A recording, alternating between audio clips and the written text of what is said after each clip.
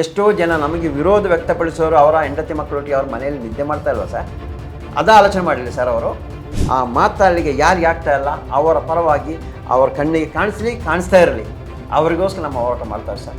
ಆ ಅಣ್ಣಪ್ಪ ಸ್ವಾಮಿಗೆ ಭೂತ ಕಟ್ಟುವವರಿಗೆ ಅದಕ್ಕೆ ನೀನಾಗಿ ಹೇಳಿರುವುದ ನಿಂದು ಹೇಳಿಸಿರೋ ಅಂತ ಕೇಳಿ ಹೊಡೆದಿದ್ದಾರೆ. ಆ ವಿಷಯವನ್ನು ಹೈಲೈಟ್ ಮಾಡಿದೆ ನಾನು. ಅಂದರೆ ಆ ಪೊಲೀಸ್ ಅಧಿಕಾರಿಯವರು ಮಾಡಿರುವಂಥ ಕುತಂತ್ರ ಮಾಡೋದು, ಅದು ಷಡ್ಯಂತ್ರ ಹೇಳ್ಬೋದು. ಏನಕ್ಕೆ ಸ್ವಾಮಿ ಸುಳ್ಳು ವರದಿ ಮಾಡಬೇಕು? ದಾಖಲೇಟ್ ಮಾಡಿ ಏನು 1 ವರ್ಷ ಗಡಿಪಾರ ತಮಾಷೆನ? ಇದರಲ್ಲಿ ಗೊತ್ತಾಗಲ್ಲ ಷಡ್ಯಂತ್ರ ಯಾರ್ದಂತ. ಈಗ ಈ ಪರಿಸ್ಥಿತಿ ನೋಡಿದರೆ ಇಡೀ ಒಂದು ವ್ಯವಸ್ಥೆ ನಿಮ್ಮ ವಿರುದ್ಧ ಇದೆ. ನೀವು ಹೇಳ್ತಾ ಇದ್ದೀರಾ SITನೇ ನನ್ನ ವಿರುದ್ಧ ಈಗ ಷಡ್ಯಂತ್ರ ಮಾಡ್ತಾ ಇದೆ ಅಂತ ನೀವು ಆರೋಪ ಮಾಡ್ತಾ ಇದ್ದೀರಾ. ನಿಮ್ಮ ಮೇಲೆ ಇರೋ ಷಡ್ಯಂತ್ರ ಆರೋಪಕ್ಕೆ ವಿರುದ್ಧವಾಗಿ ಇಷ್ಟೆಲ್ಲ ರಿಸ್ಕ್ ಸರ್ ಯಾಕೆ ಸರ್ ನಿಮಗೆ ಬೇಕಂತ ಕೇಳ್ತಾ ಇದ್ದಾರೆ? ಒಳ್ಳೆ ಪ್ರಶ್ನೆ ಕೇಳಿದ್ರೆ ಸರ್.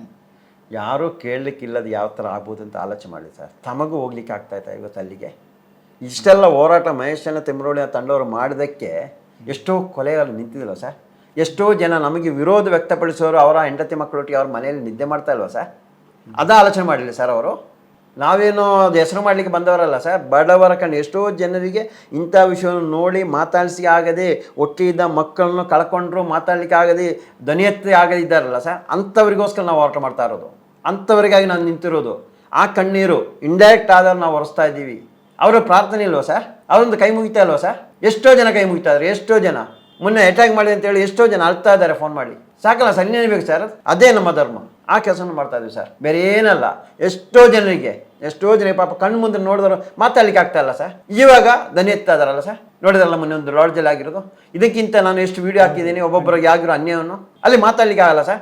ಆ ಮಾತಾಡ್ಲಿಕ್ಕೆ ಯಾರಿಗೆ ಆಗ್ತಾ ಇಲ್ಲ ಅವರ ಪರವಾಗಿ ಅವ್ರ ಕಣ್ಣಿಗೆ ಕಾಣಿಸ್ತಾ ಇರಲಿ, ಅವರಿಗೋಸ್ಕರ ನಮ್ಮ ಹೋರಾಟ ಮಾಡ್ತಾರೆ ಸರ್. ಅಷ್ಟೇ, ಬೇರೆ ಯಾವುದಕ್ಕೂ ಮಾಡ್ತಾ ಇಲ್ಲ ಸರ್. ನೀವು ಎಡಪಂಥೀಯರ?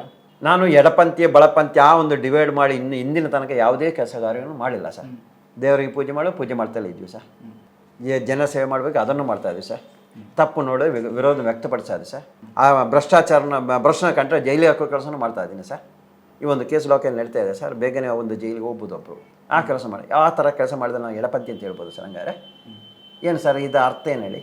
ನಾ ಎಡಪಂಥಿ ಬಲಪಂಥಿ ಇನ್ನೊಂದು ಪಂಥಿ ಯಾವ ಲೆಕ್ಕ ತಗೊಂಡು ಸರ್ ಸಮಾಜದಲ್ಲಿ ಆಗಿರುವಂಥ ತಪ್ಪನ್ನು ಎತ್ತಿ ಹೇಳ್ತೀನಿ ಸರ್. ಅದಕ್ಕೆ ಏನು ಕಾನೂನು ಕ್ರಮ ಹೇಳ್ಬೇಕು ಅದಕ್ಕೆ ನಾನು ಹೋರಾಟ ಮಾಡ್ತೇನೆ ಸರ್. ಇದು ನಂದು ಕೆಲಸ ಸರ್. ನೀವು ಧರ್ಮಸ್ಥಳ ವಿರೋಧಿ, ಧರ್ಮ ವಿರೋಧಿನ? ಸರ್ ನಾನು ಧರ್ಮಸ್ಥಳ ವಿರೋಧಿನಲ್ಲ, ಧರ್ಮದ ವಿರೋಧಿನೂ ಅಲ್ಲ. ನಾನೇ ಧರ್ಮಸ್ಥಳ ವಿರೋಧಿ. ಮತ್ತೊಂದು ವಿಷಯ ಹೇಳ್ತೀನಿ, ಧರ್ಮಸ್ಥಳ ಅಂದರೆ ಗ್ರಾಮ, ಧರ್ಮಸ್ಥಳ ದೇವಸ್ಥಾನ ಕ್ಷೇತ್ರ.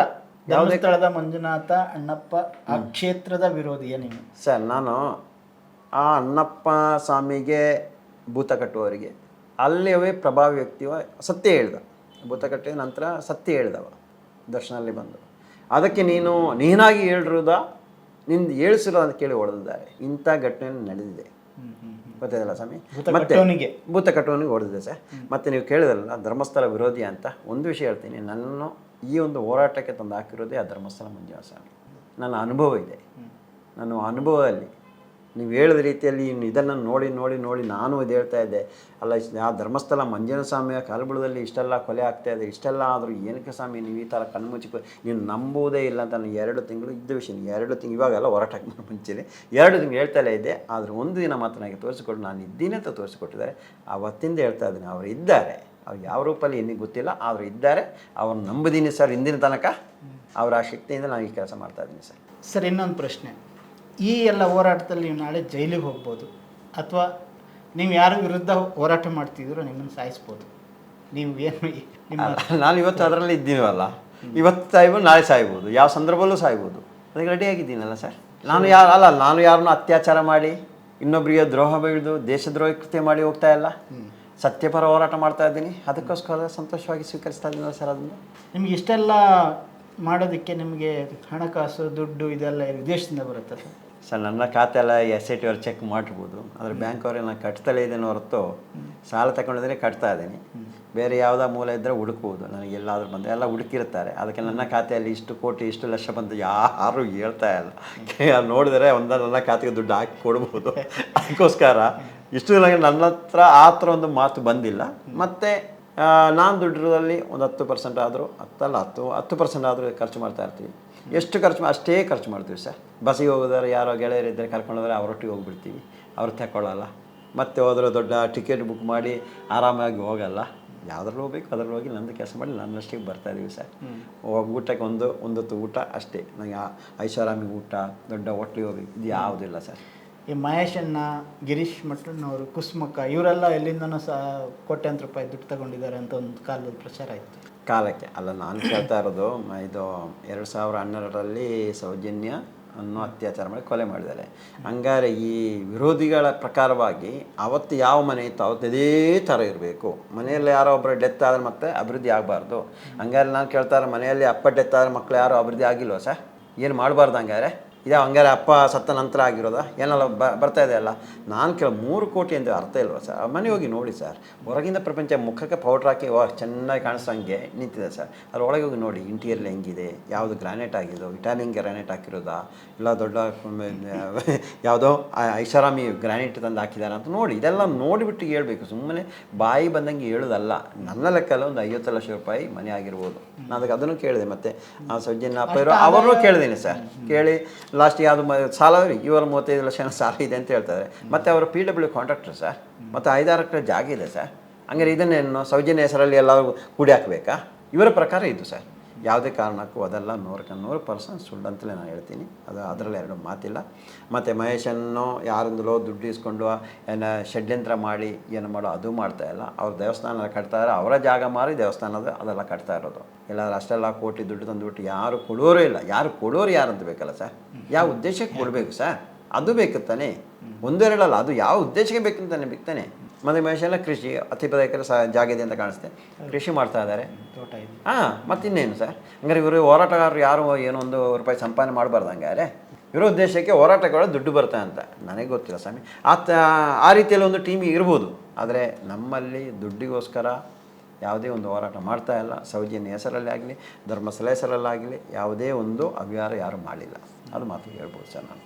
ಸರ್, ನೀವು ಇಷ್ಟು ವರ್ಷದಲ್ಲಿ ಕಂಡ ಹಾಗೆ ಮಹೇಶಣ್ಣ ಅವರ ವ್ಯಕ್ತಿತ್ವ ಹೇಗೆ ಸರ್? ಅಲ್ಲ, ಮಹೇಶಣ್ಣ ನನ್ನ ಪ್ರಕಾರವಾಗಿ ಅನ್ಯಾಯ ವಿರುದ್ಧ ಹೋರಾಟ ಮಾಡ್ತಾ ಒಂದು ಒಳ್ಳೆಯ ವ್ಯಕ್ತಿ. ಅನ್ಯಾಯ ಕಂಡ್ರೆ ಆಗಲ್ಲ. ಮತ್ತು ಅವ್ರು ಒಟ್ಟಿಗೆ ಇರೋನವರು ಬಿಟ್ಟು ಬಿಡುವವರು ಅಲ್ಲ. ನನಗೂ ಅಷ್ಟೇ ಡೈಲಿ ಬೆಳಿಗ್ಗೆ ಸಾಯಂಕಾಲ ಫೋನ್ ಮಾಡಿ, ಅಂದರೆ ಅವ್ರಿಗೂ ಅಷ್ಟೇ ಭಯ ಇದೆ ನನ್ನ ಮೇಲೆ. ನಾನು ಎಲ್ಲಿ ಹೋಗ್ತಿಲ್ಲ ಅವರಿಗೂ ಗೊತ್ತಿರೋಲ್ಲ. ಅವ್ರು ಹೇಳ್ತಾರೆ, ಯಾವ ಹೋದ್ರೆ ಹೋಗ್ತಾ ಇರ್ತಾರೆ, ಎಲ್ಲಿಂದ ಗೊತ್ತಾಗಲ್ಲ. ಡೈಲಿ ಫೋನ್ ಮಾಡಿ ಕೇಳ್ತಾ ಇರ್ತಾರೆ ಎಲ್ಲಿದ್ದಾನೆ ಅಂತ. ಊರು ಬಿಟ್ಟರು ಸರಿ ಬೆಂಗಳೂರು ಬರುವವರು ಕರೆ ಮಾಡ್ತಾ ಇರ್ತಾರೆ, ಎಲ್ಲಿ ತಲುಪಿದೆಯಾ ಅಂತ. ಆ ಒಂದು ನಿಷ್ಠೆಯಿಂದ ಅವ್ರು ಕೆಲಸ ಮಾಡ್ತಾಯಿದ್ದಾರೆ. ಹೋರಾಟಗಾರರು ಅಷ್ಟೇ, ಅವರೊಟ್ಟಿಗಿರೋರು ಅಷ್ಟೇ, ಎಲ್ಲ ರೀತಿಯಲ್ಲಿ ನಾನು ನೋಡಿದ ಪ್ರಕಾರವಾಗಿ. ಮತ್ತು ಮೊನ್ನೆ ಒಂದು ಗಡಿಪಾರದ ವಿಷಯ ಮಾಡಿದ್ದಾರೆ, ಅದು ನೋಡಿದಿರಲ್ಲ ಸರ್. ಆ ವಿಷಯವನ್ನು ಹೈಲೈಟ್ ಮಾಡಿದ್ದೀನಿ ನಾನು. ಅದು ಅಂದರೆ ಆ ಪೊಲೀಸ್ ಅಧಿಕಾರಿಯವರು ಮಾಡಿರುವಂಥ ಕುತಂತ್ರ ಮಾಡ್ಬೋದು, ಅದು ಷಡ್ಯಂತ್ರ ಹೇಳ್ಬೋದು. ಆ ಒಂದು ವಿಷಯದಲ್ಲಿ ಇವತ್ತು ಹೈಕೋರ್ಟ್ ಒಂದು ಒಳ್ಳೆಯ ಆದೇಶ ಬಂತು. ಅಂದರೆ ಅದನ್ನೆಲ್ಲ ಮರುಪರಿಶೀಲನೆ ಮಾಡಿ ಅಂತ. ಇವಾಗ ಪರಿಶೀಲನೆ ದಾಖಲೆ ಇಲ್ಲ ಸ್ವಾಮಿ. AC ಹತ್ರ ದಾಖಲೆ ಇಲ್ಲ, DSP ಹತ್ರ ದಾಖಲೆ ಇಲ್ಲ. ನಾನೇ ನಿನ್ನೆ ಹೋಗಿ ಅದಕ್ಕೂ ಹೋದೆ ನಾನು. ಆ ವಿಷಯದಲ್ಲಿ ಒಂದು 60 ಲೆಟ್ರ್ ಹಾಕಿದ್ದೀನಿ ನಾನು RTIಯಲ್ಲಿ. ಬೆಳ್ತಂಗಡಿ ಠಾಣೆ, DSPಗೆ ಮತ್ತು AC ಗೆ. ಏನಂತ? ಇವಾಗ 13 ಪ್ರಕರಣ, ಟೋಟಲ್ 26 ಪ್ರಕರಣ. ಮಾಧ್ಯಮದಲ್ಲಿ 35 ಬರ್ತಾಯಿತ್ತು, ಆದರೆ ದಾಖಲೆ ಪ್ರಕಾರ 26 ಪ್ರಕರಣ. ಮಹೇಶನ್ನ 92 ಇಲ್ಲೇ ತನಕ ಎದ್ದು.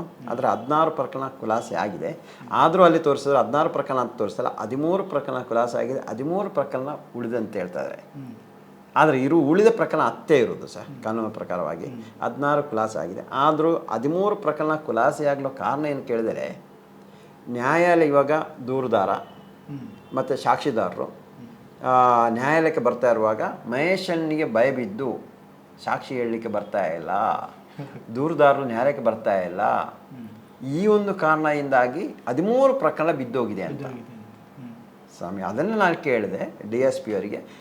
ಆವಾಗ 13 ಪ್ರಕರಣವನ್ನು ಅದೇ DSP ಇದ್ದಾರಲ್ಲ ಬಂಟು ಅಲ್ಲ, ಅವರ ಮುಖಾಂತರ ಆಗಿರ್ಬೋದಲ್ಲ, ಅಷ್ಟು ಕೊಡಬೇಕಾದ್ರೆ ದಾಖಲೆ ಯಾವುದಿಲ್ಲ. ಅದಕ್ಕೆ 13 ಪ್ರಕರಣದ ದಾಖಲೆ ಕೇಳಿದೆ. ಒಂದೊಂದು ಕೇಸಿಗೆ ಒಂದೊಂದು ನಂಬರ್ ಹಾಕಿ, ಆ ನಂಬರ್ ಏನಿದೆ ಅದನ್ನೇ ಹಾಕಿ ಕೇಳಿ 13 ಲೆಟ್ರ್ ಹಾಕಿಬಿಟ್ಟೆ ನಾನು ಟೋಟಲಾಗಿ.